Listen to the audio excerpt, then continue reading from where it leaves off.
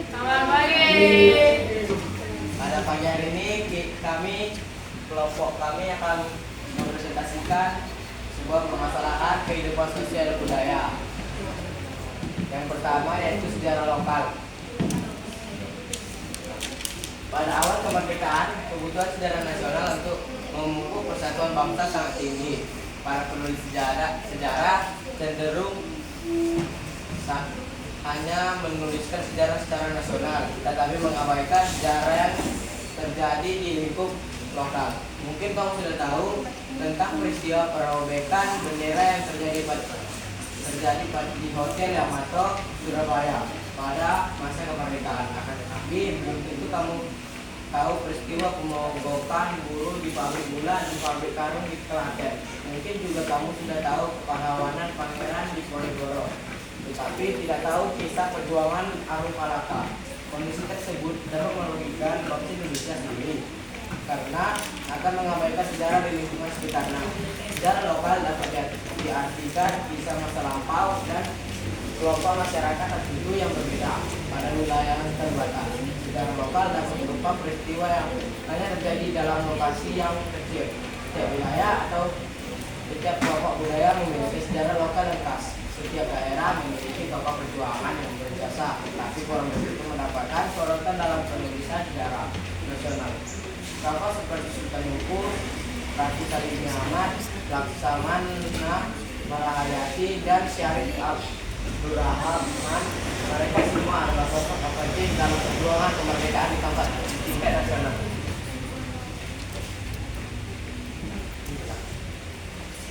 Pertama A. Sultan Hukum. Sultan Hukum merupakan seorang pahlawan yang berasal dari Maluku Utara.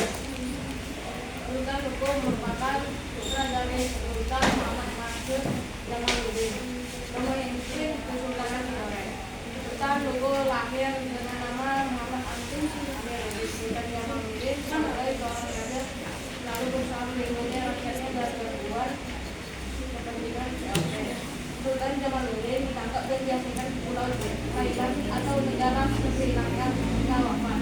Menjadikan Tidore sebagai pasar dengan mengangkat mata alam sebagai berkat Tidore pada 17 Juli 1940. Mata alam ditugaskan untuk menjaga keamanan wilayahnya dan menjaga kepentingan POC agar tidak terganggu. Mendapat dukungan dari Belanda tidak membuat Sultan Farangka alam benar. Masyarakat Tidore sering membangkang karena lebih memilih Amiruddin sebagai sultan.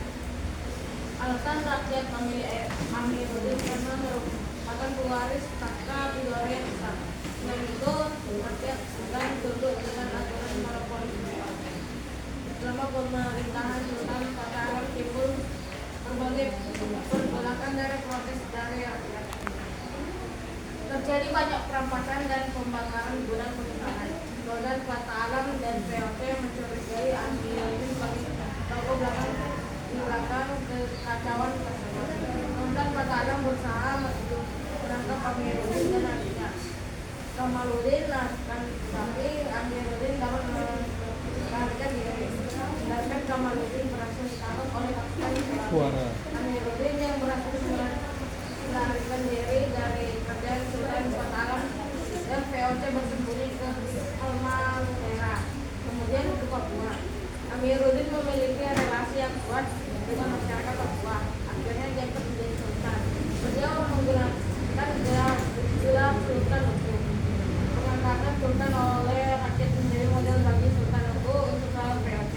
Sultan Hukum dapat dukungan dari para pemimpin lokal di wilayah Kepulauan Sultan Tidore sebagai seorang sehingga Kepulauan Raja Ampat.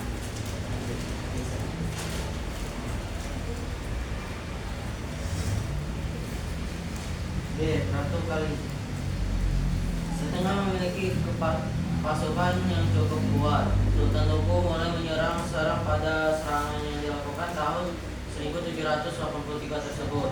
Sultan Hukum memperoleh hasil gemilang. POC dan Sultan Plata Alam yang marah mencoba melakukan serangan balasan. Sultan Plata Alam mencoba untuk membujuk raja-raja di Papua untuk melawan Sultan Hukum. Tapi strategi tersebut gagal karena raja-raja di Papua tidak mengakui Sultan Patah Alam. Raja-raja di Papua semakin bersatu untuk mendukung Sultan Nungku melawan VOC.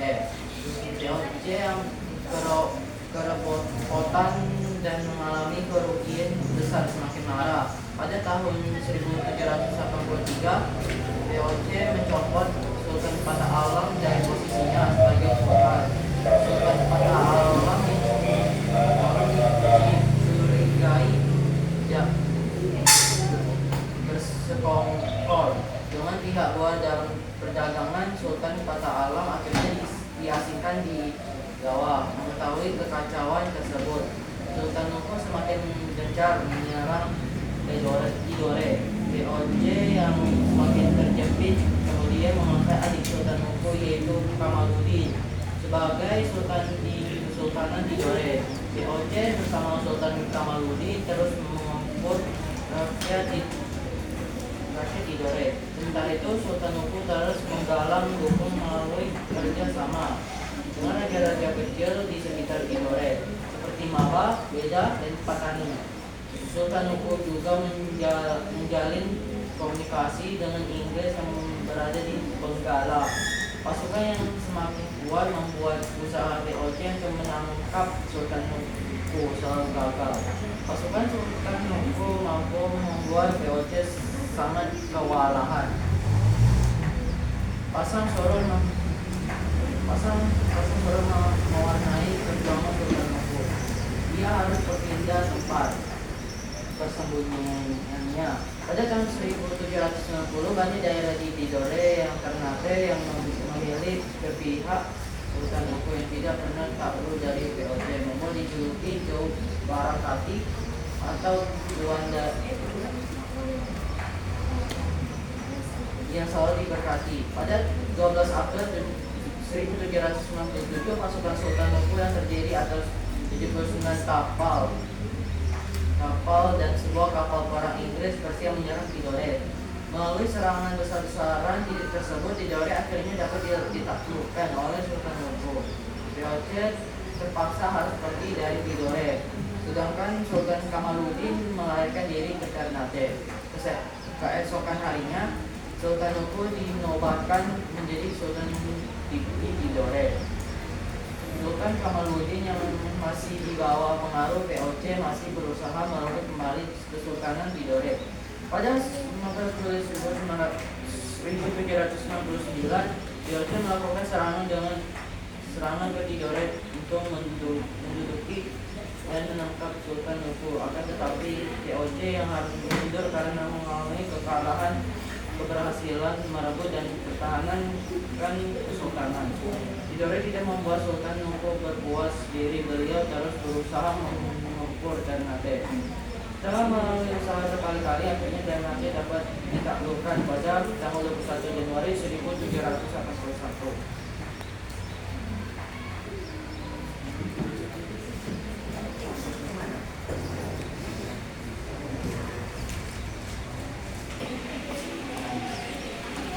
Di bawah pemerintahan Sultan Nungku, Kesultanan Tidore kembali meraih kejayaan. Wilayah Kesultanan semakin luas dan meliputi Tidore.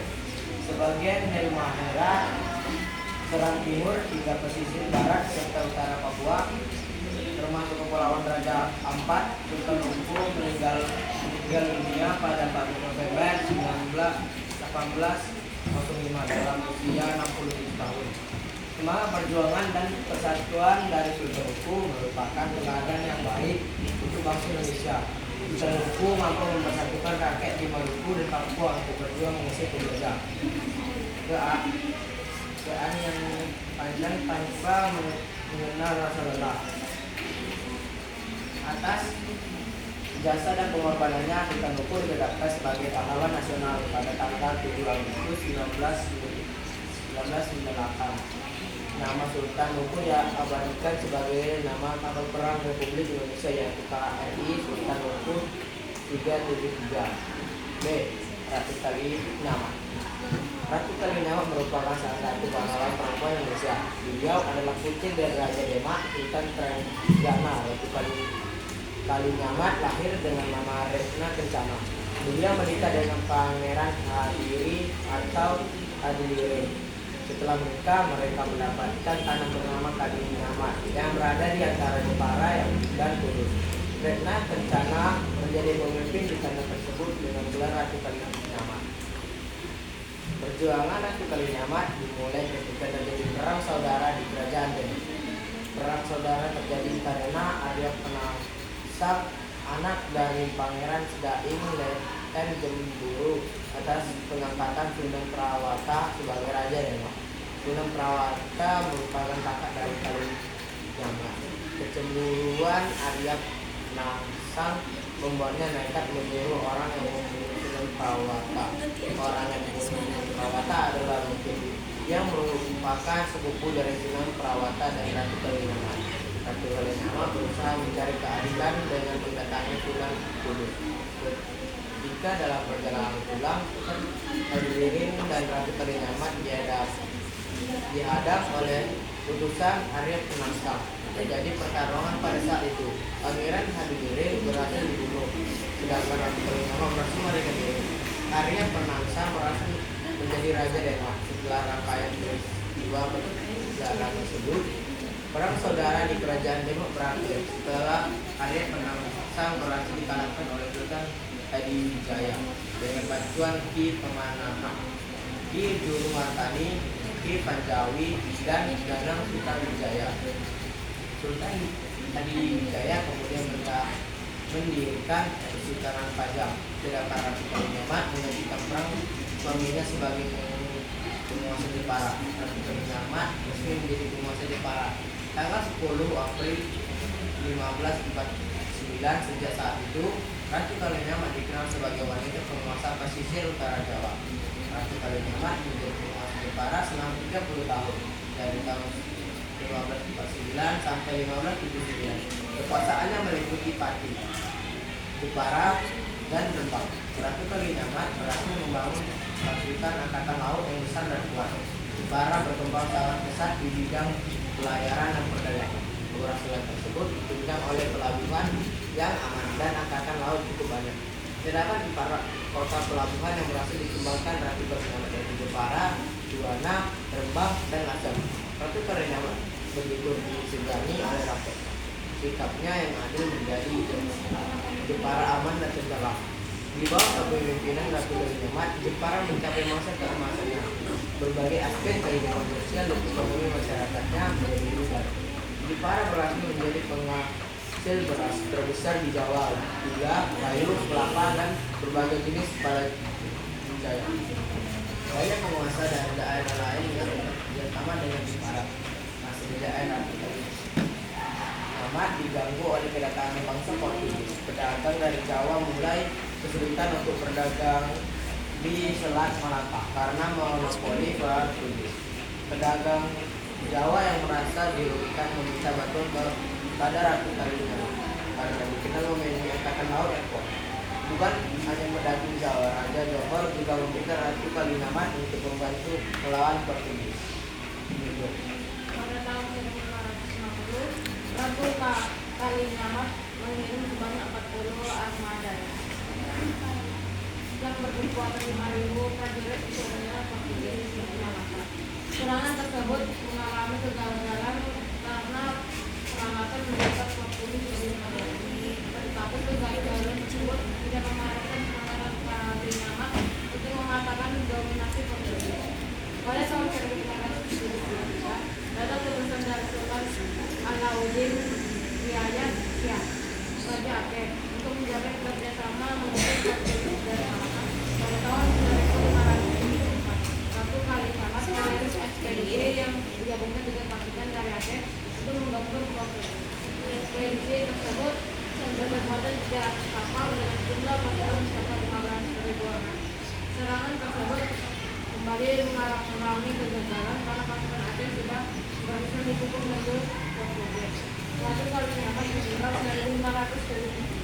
Kegigihannya untuk terus melawan penjajahan perlu dicontoh generasi penerus. Berkat keberanian dan jiwa kepemimpinannya, Portugis menyebut Ratu Kalinyamad sebagai Kaisar dari Jepara. Senhora Poderosa Rica de Pranise Dame. Satria Prabu Jepara, seorang wanita kaya dan berpangkat, wanita pemberani. C. Laksamana Malahayati. Nusantara pernah memiliki pemimpin militer wanita sangat tangguh. Sosoknya tidak hanya dikenal di Indonesia, tapi juga di bangsa-bangsa Barat seperti Belanda, Inggris, dan Portugis dan Prancis. Beliau adalah Laksamana Malahayati, Laksamana wanita pertama di dunia modern. Hingga saat ini belum ada lagi wanita yang menduduki posisi sebagai Panglima Tni.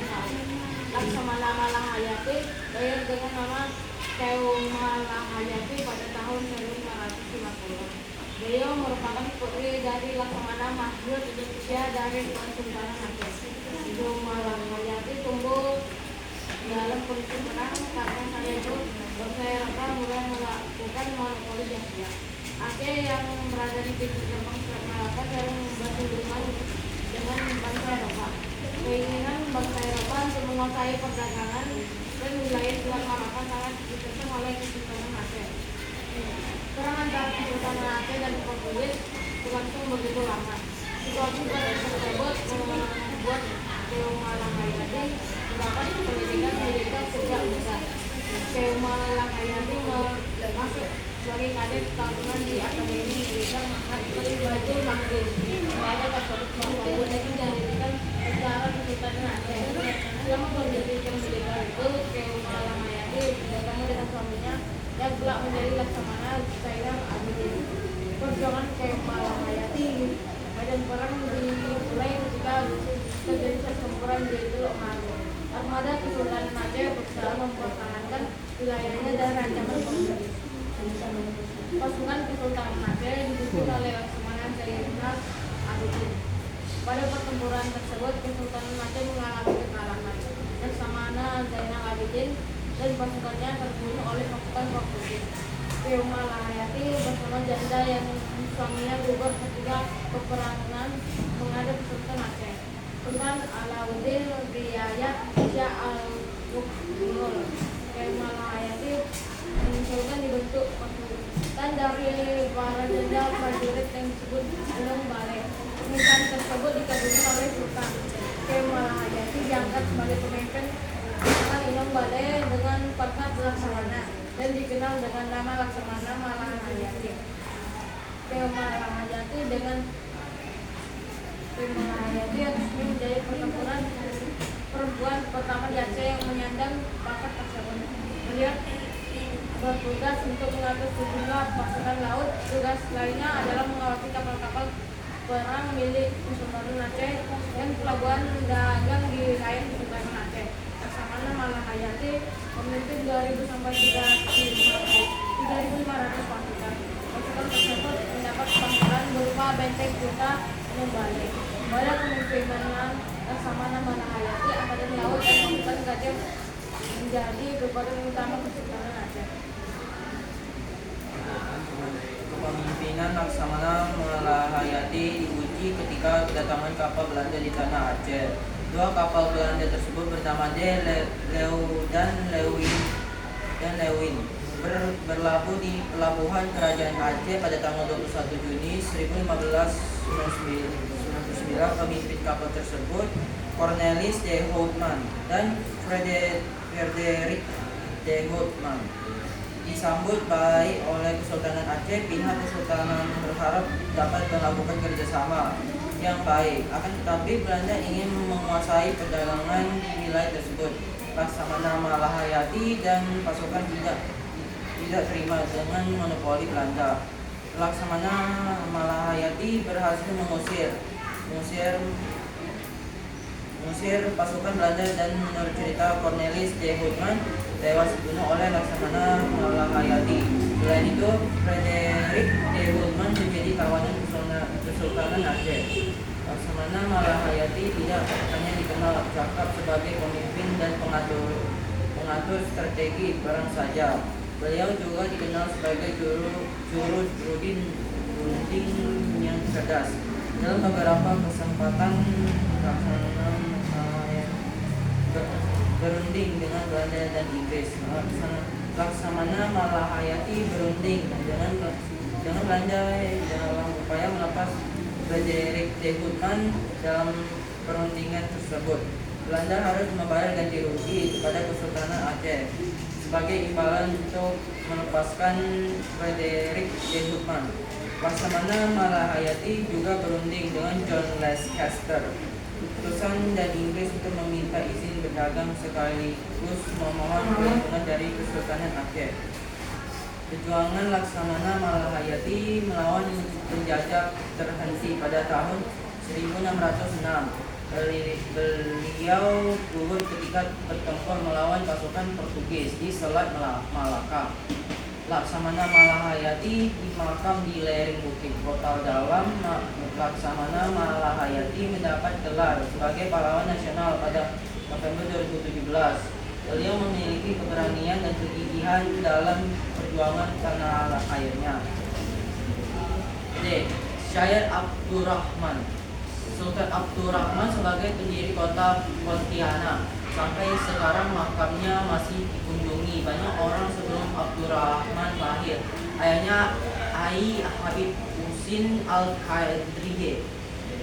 Sebelum ke kerajaan Matam di Ketapang, kedatangan beliau disambut baik oleh Raja Matam dengan diangkat sebagai multiperadilan agama dan sekaligus sebagai penyebar syariat agama Islam.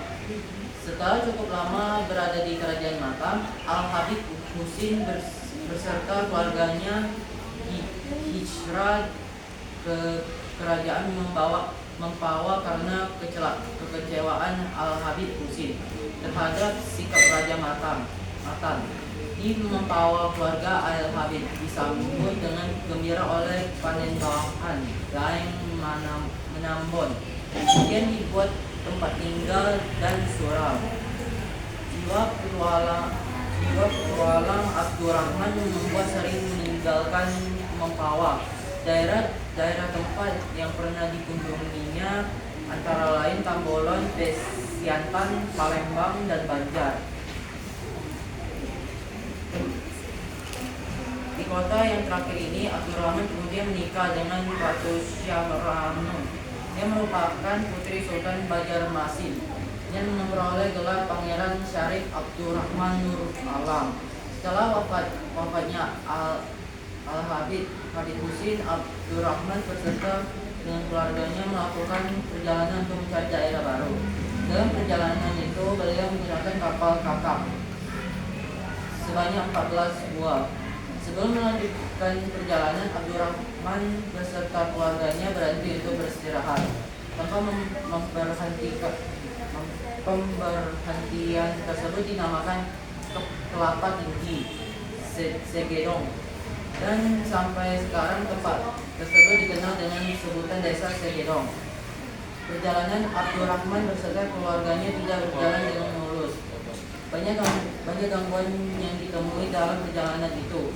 Antara lain gangguan dari makhluk halus. Akhirnya gangguan tersebut diatasi dengan mendapat bantuan dari 7 orang daya.